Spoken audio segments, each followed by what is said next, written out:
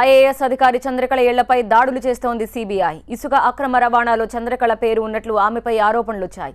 కరీంనగర్ జిల్లాకు చెందిన చంద్రకళ ఉత్తరప్రదేశ్లో విధులు నిర్వహిస్తున్నారు. ఇసుక అక్రమ రవాణాలో ఆరోపణలు ఎదుర్కొంటున్న చంద్రకళ ఇళ్లపై ఏకకాలంలో సిబిఐ 12 చోట్ల తనిఖీలు నిర్వహిస్తోంది. సిబిఐ అధికారులు ఢిల్లీ, ఉత్తరప్రదేశ్లో తనిఖీలు నిర్వహిస్తున్నారు. ఇసుక అక్రమ రవాణా కేసులో అలహాబాద్ హైకోర్టు ఇచ్చిన ఆదేశాల మేరకు సిబిఐ సోదాలు చేస్తోంది.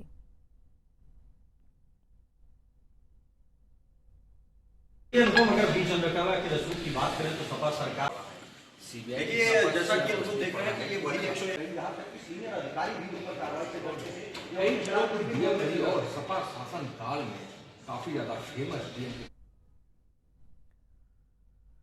ఐఏఎస్ అధికారి చంద్రకళ ఇళ్లపై దాడులకు సంబంధించిన వార్త ఇది. ఇసుక అక్రమ రవాణా కేసులో చంద్రకళ పేరు ఉన్నట్లు ఆమెపై ఆరోపణలు వచ్చాయి. కరీంనగర్ జిల్లాకు చెందిన చంద్రకళ ఉత్తరప్రదేశ్లో విధులు నిర్వహిస్తున్నారు. ఇసుక అక్రమ రవాణాలో ఆరోపణలు ఎదుర్కొంటున్న చంద్రకళ ఇళ్లపై ఏకకాలంలో సిబిఐ 12 చోట్ల తనిఖీలు నిర్వహిస్తోంది. సిబిఐ అధికారులు ఢిల్లీ, ఉత్తరప్రదేశ్లో తనిఖీలు చేస్తున్నారు. ఇసుక అక్రమ రవాణా కేసులో అలహాబాద్ హైకోర్టు ఇచ్చిన ఆదేశాల మేరకు సిబిఐ ఈ సోదాలు చేస్తోంది. మా ప్రతినిధి మహాత్మా మరింత సమాచారం అందించడానికి ఫోన్ లైన్లో సిద్ధంగా ఉన్నారు. మహాత్మా, ఇప్పటి వరకు జరిగిన తనిఖీల్లో ఏవైనా కీలకమైన విషయాలు బయటపడ్డాయా? ఈ ఉదయం నుంచే సిబిఐ సోదాలు ఏకకాలంలో 12 చోట్ల జరుపుతోంది. అందులో లక్నోలోని చంద్రకళ నివాసంతో పాటుగా ఉత్తరప్రదేశ్ లోని మరికొన్ని ప్రాంతాలు, అలాగే ఢిల్లీ, నోయిడా, కరీంనగర్ జిల్లాలో ఆమె స్వస్థలంలో కూడా సోదాలు ఒక బృందం వెళ్లి సోదాలు నిర్వహిస్తున్నట్టుగా తెలుస్తోంది. ఉత్తరప్రదేశ్ లో ఇసుక మాఫియా చాలా పెద్ద పాత్ర పోషిస్తుంది. ఆ మాఫియాకు వ్యతిరేకంగా ఉన్న ప్రభుత్వాధికారులను హతమార్చిన ఘటనలు కూడా గతంలో ఉన్నాయి. అట్లాంటి మాఫియాతో ఈ ఐఏఎస్ అధికారిని చంద్రకళ చేతులు కలిపింది అన్నది ఈ కేసులో ఉన్న ప్రధానమైన ఆరోపణ. ఈ మేరకు అలహాబాద్ హైకోర్టులో దాఖలు చేసిన పిటిషన్ మీద అలహాబాద్ హైకోర్టు కేసు విచారణను సిబిఐకి అప్పగించాలి అంటూ ఆదేశాలు జారీ చేసింది. ఆ నేపథ్యంలో సిబిఐ ఎఫ్ఐఆర్ నమోదు చేసిన వెంటనే ఏకకాలంలో 12 ప్రాంతాల్లో సోదాలు ప్రారంభించింది.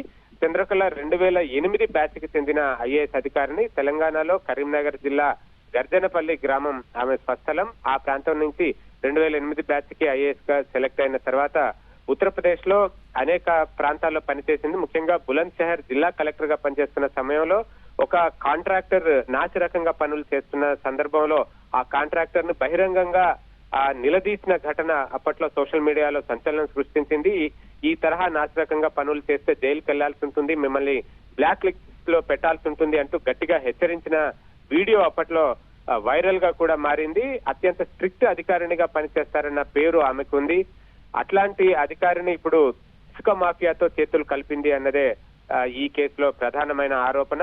మరి నిజంగానే ఆమె చేతులు కలిపారా లేదా అన్నది ఈ సోదాలు పూర్తయి విచారణ పూర్తయితేనే బయటకు వస్తుంది.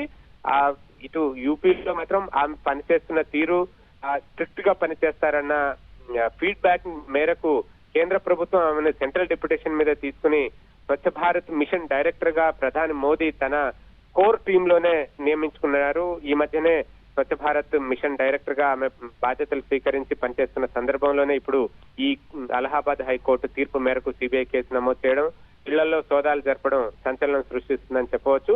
సోదాలకు సంబంధించిన వివరాలు సిబిఐ సోదాలు పూర్తయిన తర్వాతనే వెల్లడించే అవకాశం ఉంది. ఇప్పటి వరకైతే సోదాలు మాత్రమే అన్ని ప్రాంతాల్లో 12 ప్రాంతాల్లో సోదాలు జరుగుతున్నాయి. రైట్, థ్యాంక్ యూ మహాత్మ. ఇది 12 ప్రాంతాల్లో మొత్తం సిబిఐ దాడులు చేస్తున్నట్టుగా తెలుస్తోంది. ఇప్పటికీ చంద్రకళకు సంబంధించి ప్రజల వైపు నుంచి కావచ్చు, సోషల్ నెటిజన్ల వైపు నుంచి కావచ్చు, ఒక స్ట్రిక్ట్ ఆఫీసర్ అనే పేరు ఉంది. కానీ ఒక్కసారిగా సంచలనంగా మారింది కేసు.